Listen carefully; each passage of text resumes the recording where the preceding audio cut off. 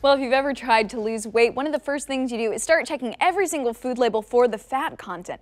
Carolyn Williams is the lead nutritionist for the Cooking Light Diet, a subscription meal plan to get you and your family eating healthier. She explains why eating healthy does not necessarily mean cutting out all of the fat. Fat's actually something we've got to have in our diet for good health. And adding fat won't prevent you from losing weight or cause you to gain weight.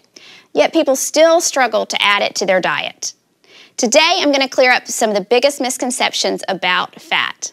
First, total fat shouldn't be your focus. A lot of us have gotten in the habit of looking at a food label to look at the total grams of fat in a food to determine if the food is healthy or unhealthy. And actually, that shouldn't be our focus. Our focus should be the type of fat. We need healthy fat in our diet. So we want to look at the type of fat that's in the food, saturated or unsaturated. Second, the type of fat that you want is unsaturated fat rather than saturated.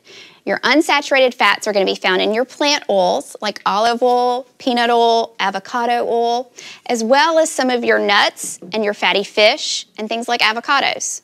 These healthier fats can make you feel more full as well as protect your heart and improve your overall health. Third, fat doesn't make you gain weight or prevent you from losing weight. In fact, research has found that the opposite can be true. Adding a little fat to meals and snacks gives you satiety, so you're less likely to overeat and stay full for longer. A common misconception is that excess fat is what makes you gain weight, but the reality is that an excess of calories, whether they're from fat, protein, or carbohydrates, can all make you gain weight. So the key is finding a balance, and that includes finding a balance of fat too. So here are some easy ways that you can get healthy fats into your day.